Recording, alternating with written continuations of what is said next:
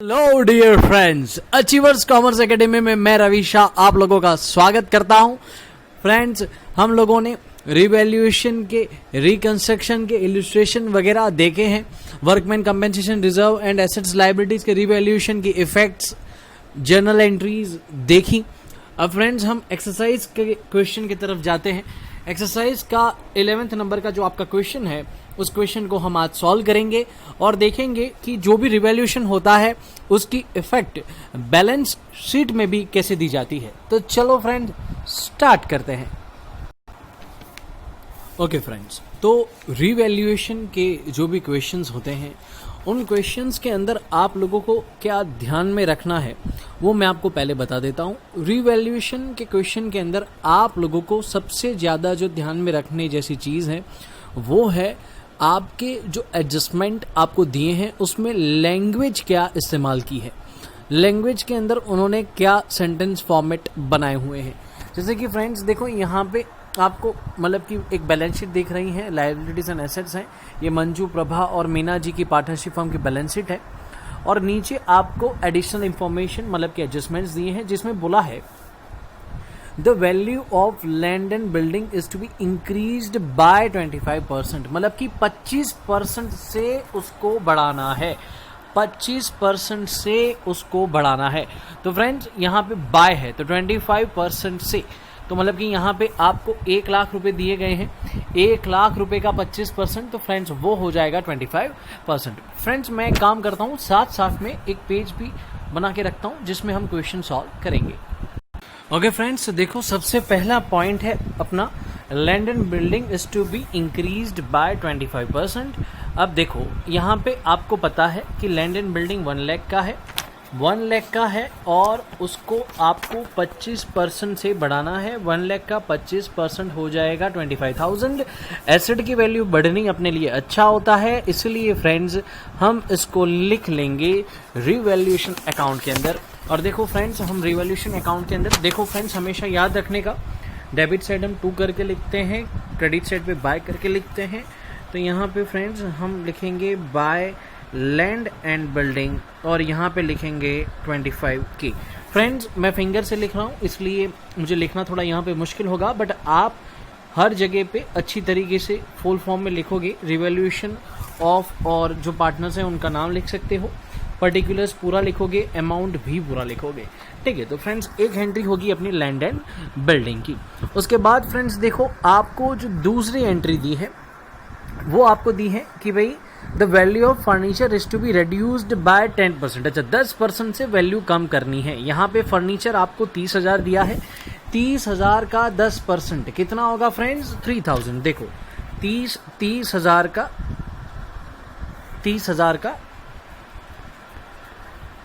10%, तो फ्रेंड्स वो हो जाएगा आपका 3,000। तो आप 3,000 रुपये यहाँ पे लिख लेंगे। अच्छा हुआ तो राइट हैंड साइड पे लिखा, बुरा हुआ तो हम लेफ्ट हैंड साइड पे लिखेंगे। तो यहाँ पे 2 करके हम लिखेंगे, क्या लिखेंगे? फर्नीचर। कितना? 3,000। राइट फ्रेंड्स, उसके बाद देखो, उसके बाद क्या एडजस्टमेंट आपको दिया है? उसके बाद दिया है the value of machinery is to be kept 80%। बच्चे गलती यहाँ पे कर देते हैं, जैसे कि यहाँ पे जो परसेंटेज दिया था वो रिवैल्यूएशन अकाउंट में गया, यहाँ पे जो परसेंटेज दिया था वो रिवैल्यूएशन में गया, और अगर यहाँ पे आपने 80% की इफेक्ट रिवैल्यूएशन में दे दी तो बेटा वो गलत हो जाएगा। यहाँ पे आपको ये बोला गया है कि मशीनरी की वैल्यू 80% रखनी है, मतलब कि 20% कम हो रही है। तो यहाँ पे आपको ये लैंग्वेज थोड़ी समझने की होती है।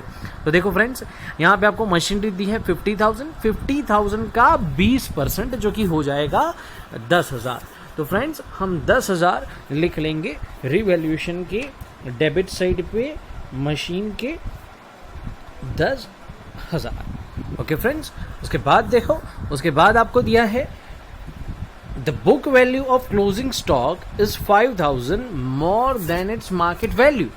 बेटा मतलब कि अब यहाँ पे जब भी वर्ड मोर आता है तो बच्चे समझते हैं कि स्टॉक की वैल्यू बढ़ानी है। नहीं बेटा, इन्होंने ऐसा नहीं बोला।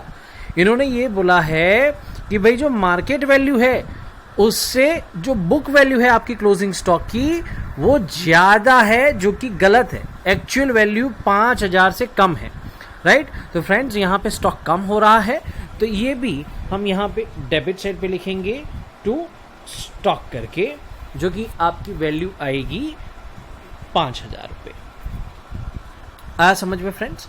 ओके, उसके बाद देखो, उसके बाद आपको क्या करना है, तो उसके बाद फ्रेंड्स आपको 5वां पॉइंट बोला है कि the total amount of 2500 is to be kept for the bad डेब्ट रिजर्व ऑन डेटर्स। तो जो आपके डेटर्स हैं यहाँ पे फ्रेंड्स देखो, आपको डेटर्स दिए हैं 25,000 रुपये, उसमें से आपको बैड डेब्ट रिजर्व 1,000 रुपये का करके दिया हुआ है, 1,000 रुपये के रिजर्व किए हैं और ज़रूरी है 2,500।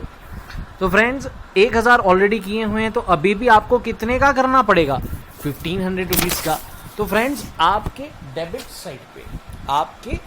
साइड पे क्योंकि ये आपका पूरा हो रहा है, आपको ज़्यादा बैड डेब्ट रिजर्व की ज़रूरत है जिससे आपका एसेट कम होगा, तो आप आपके डेबिट साइड पे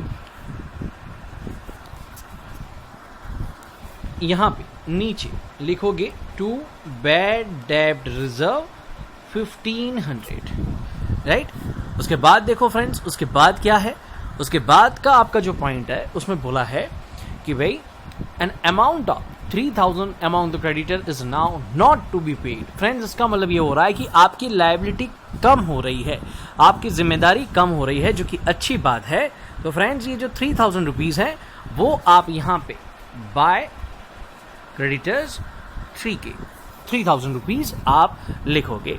उसके बाद एक आखिरी पॉइंट है आपका कि भाई interest on bank loan for last 3 months outstanding, मतलब कि बैंक को 3 महीने का ब्याज चुकाने का बाकी है।